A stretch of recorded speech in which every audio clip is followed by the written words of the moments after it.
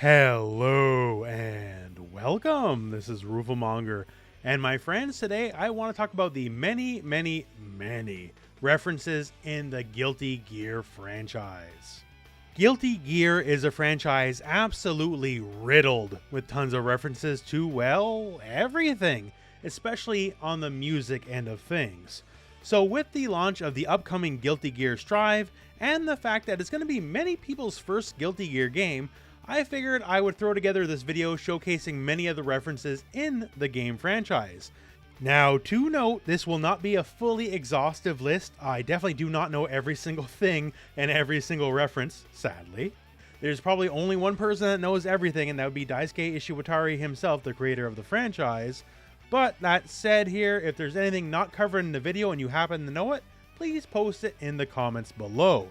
So that all said here, we'll just run through a bunch of the characters and their many references. And we'll start with the face of the franchise, Soul Badguy. So for Soul Badguy, it's obvious Daisuke's kind of wearing his heart on his sleeve a little bit because he is a very big fan of Queen and Freddie Mercury. Soul's real name is Frederick in honor of Freddie Mercury, and Freddie Mercury, well, he's Mr. Badguy. And now you know how he got his name. On Soul's helmet, the words "Rock You" are inscribed, and, well,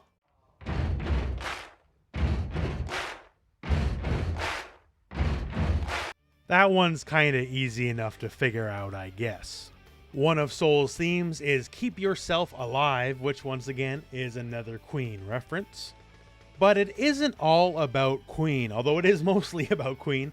Like his instant kill in some of the older games is called Napalm Death. Napalm Death was a metal band from the early 80s in Britain, and in-game, handily enough, it kills you in one shot. So for Soul, that is just the tip of the iceberg, and there is so many other characters, so let's try another. Moving on to Kai Kiske. So for Kai, he has a very signature super attack called Ride the Lightning. And Ride the Lightning, more than likely, is a reference to the album of the same name from Metallica.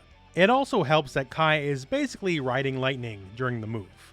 There is also a very strong chance that Kai got his last name from German singer Michael Kiske. He does have those flowing blonde locks after all. Now, not all these references are strictly music references, so let's move on to the big boy, Potemkin. Potemkin is almost certainly a reference to the 1920s Soviet silent film Battleship Potemkin. Just on its face, I guess apropos enough here, because Potemkin might as well be a living, walking battleship. Among the big boys in fighting games, he is, well, one of the biggest. But also, Battleship Potemkin, just in case you've never seen it, is very much lauded as one of the greatest films of all time. It's free to find anywhere on the internet, so if you got an afternoon to burn, hey, check it out. Moving on, let's talk Ino, the Guitar Witch. Of all the characters, I think she embraces the concept of Guilty Gear the most, because she's a heavy metal rock and roll witch, right? So, makes sense to me. Ino is, appearance-wise, based off of the Japanese singer-slash-songwriter Sheena Ringo, and that's mole and all, because she also has one. And the similarities hardly stop there. Look at this guitar! Hey Sheena, nice guitar! Where have I seen that? Oh, okay, that's where I've seen that before. So it is a very specific kind of guitar that Sheena Ringo used, and thus, well, turns out Ino is using it as well, called the Star Player TV.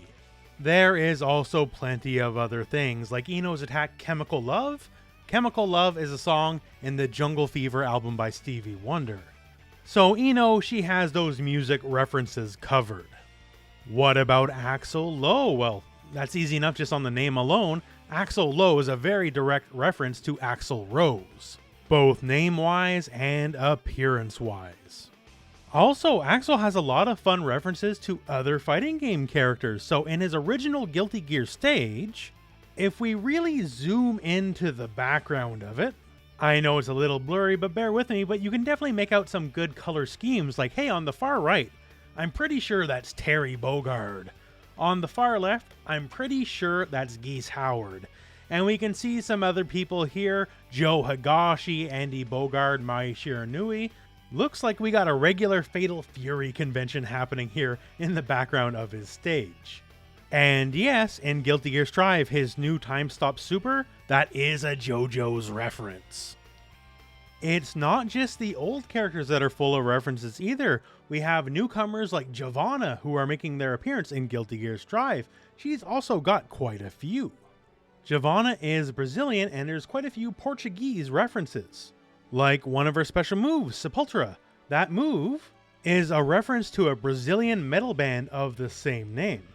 Sol Nascente is a Brazilian telenovela show, and Ventania is a region in Brazil, so lots of Brazil references.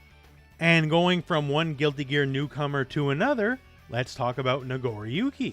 So Nagoriyuki, Nigerian cyberpunk vampire samurai. What's his reference? Well, it's probably a reference to the song Nagoriyuki.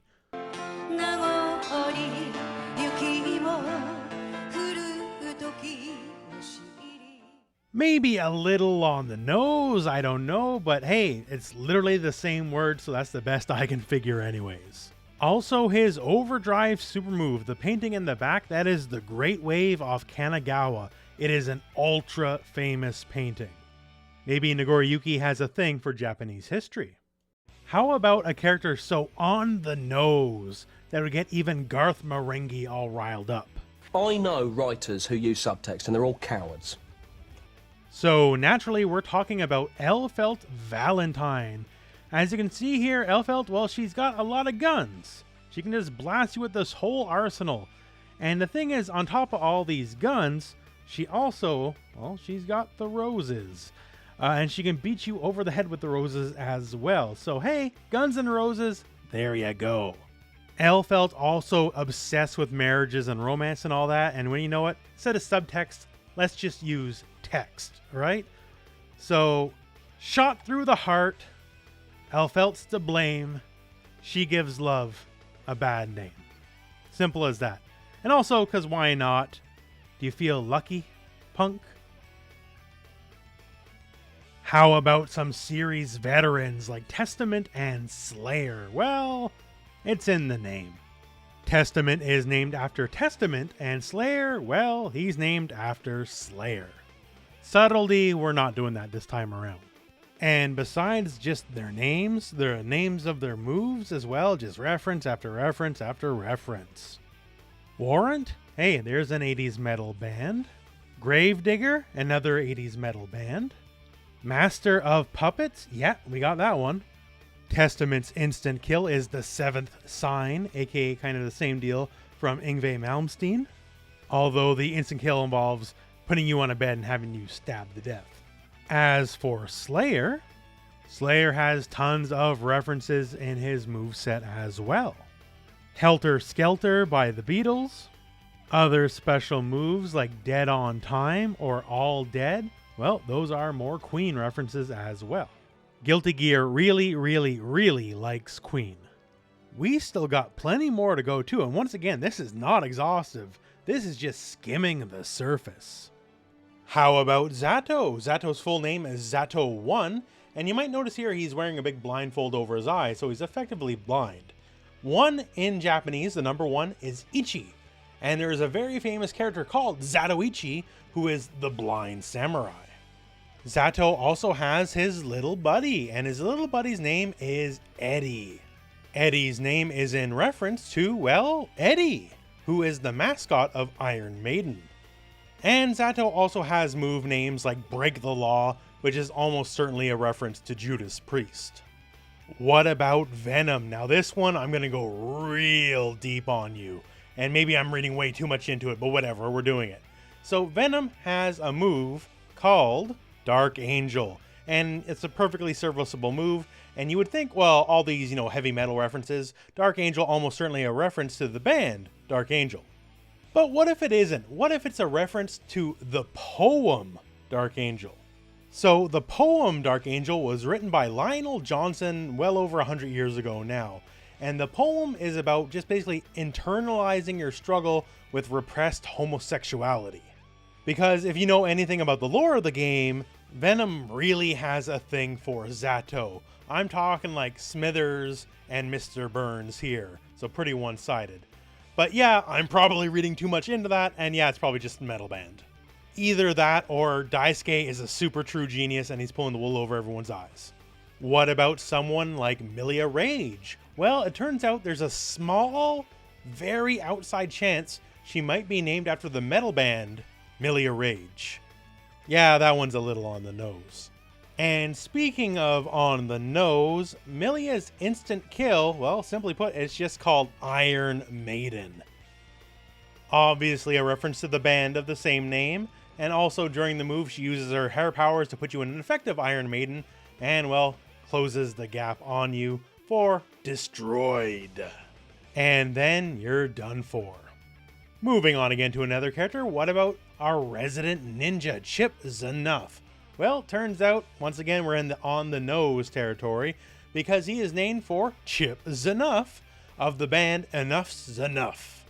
And for those looking for more direct gameplay references, well, it turns out Chipp, he's a big fan of Dragon Ball Z, because Chipp definitely, absolutely has Goku's instant transmission, like even to the point where he puts his fingers up to his head while he's teleporting around. Not too bad for our resident crackhead ninja African president. And my friends, well, that's just a taste, just a little dip of knowledge into the vast well of all the references in the Guilty Gear franchise of games. There is so much, and you know what? There's so much I don't even know. There's so much that's going completely over my head. I will not know it till you point it out to me, right? So this is just to get your feet wet, to understand just how much there is and how much love for so much stuff that is in the Guilty Gear franchise. So as we approach the end of the video, if you know some stuff that are fun little references that are not in this video, please post it in the comments below and we can all learn some fun stuff together. And otherwise, well, I guess we're at the end of the video. So my friends, we're looking forward to the launch of Guilty Gear Strive. Unless you're watching this video years later, then, you know, hey, what's up? And we're getting there, so check out the channel. There'll be tons of Guilty Gear content on the channel to be sure. Guides, combos, everything you can think of. And until then, hey, well, thank you very much for watching. Hope this video has found you well. Go out and play some Guilty Gear.